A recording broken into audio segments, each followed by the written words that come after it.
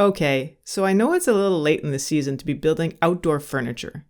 The truth is that I started to build this side table back in June while my workshop was being held hostage by my contractor. I managed to sneak in one weekend and get started on the project, but after that, the shop was out of commission for a while.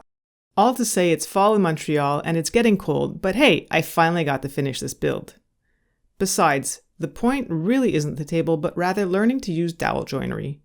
To challenge myself, I used only dowels for this project and used 2 different doweling jigs in the process. I used 3 cedar decking boards for this build. I started by shaving off the rounded edge on one side to give it a nice square edge. I then ripped down a couple wide boards that will be used for the outer frame, and several thinner boards that I'll use for the slats. If you're interested in getting the dimensions for this build, you'll find a link to the plans on my website in the description down below. A couple weeks later, I had another opportunity to set up my tools in the shop. I set the stop block on my miter saw to cut all my boards to length. Using a stop block is super important for this build to make sure all your slats are exactly the same length. I'll start by making 5 individual panels that I'll assemble afterwards. I first laid out 2 stops at a 90-degree angle and clamped them to my workbench so I'll have a corner to reference off of. I could then lay out the pieces for my first panel. To keep the spacing consistent between each slat, I used some offcuts from a 3/4 inch board that I placed between each slat. I'll need reference lines for each dowel hole I want to make, so I roughly centered my ruler and made a pair of lines on each slat that'll be connected using 2 dowels. It's really important to number each of the joints to make sure you know which one goes where, otherwise they won't line up when you go to assemble them.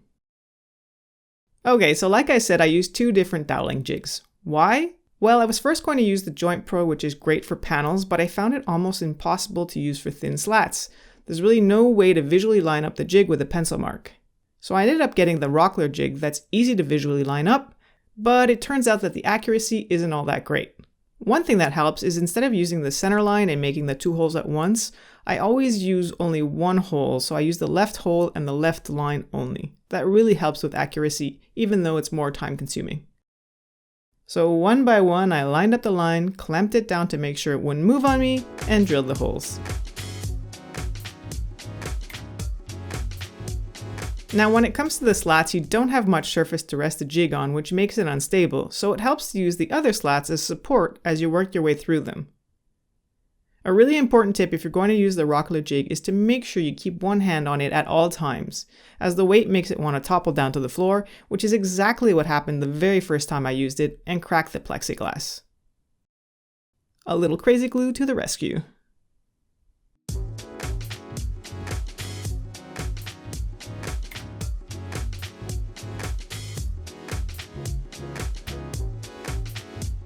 Once all the holes are made, I can reach into my dowel bucket and grab some 3/8 dowels to do a dry fit. The last thing you want is to realize your holes aren't deep enough or that the alignment is off when you're in the middle of a glue up.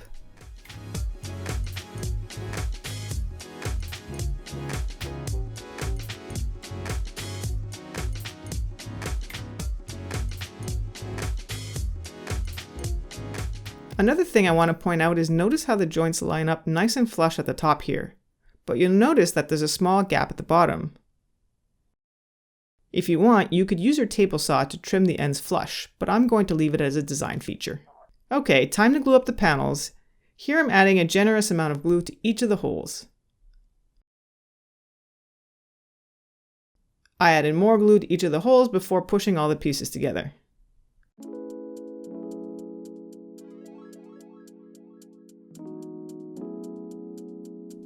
I can then add some clamps and add just enough pressure to close all the joints nice and tight.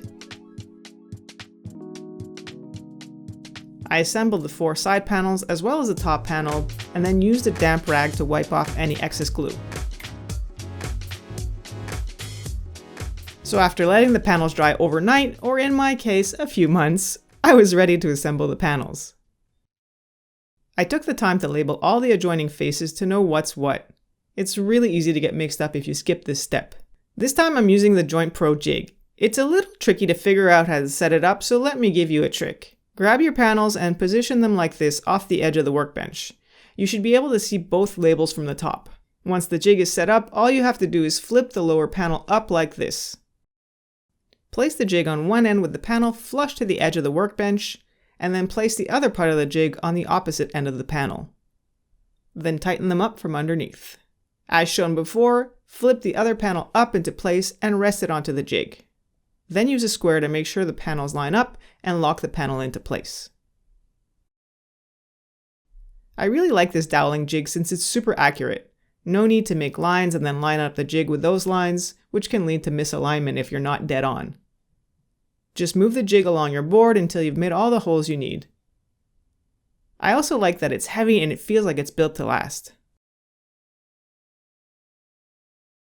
So after making the holes for all the side panels, I did a dry fit to make sure everything lined up and then got to work on the top panel.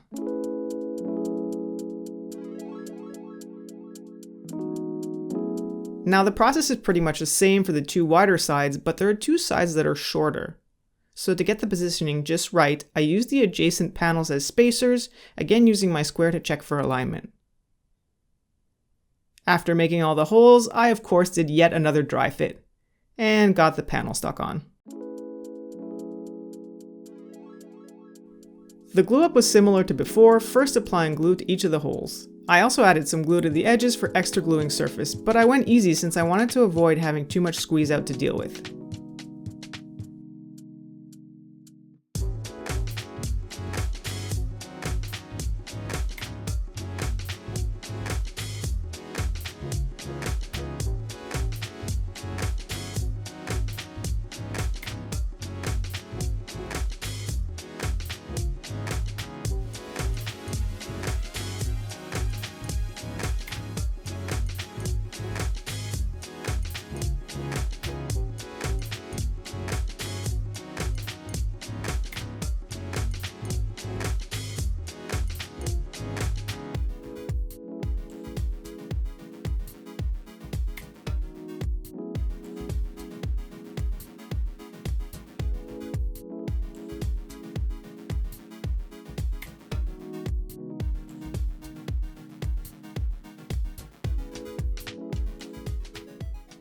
Before I call this project a wrap, there are still a few more steps to go.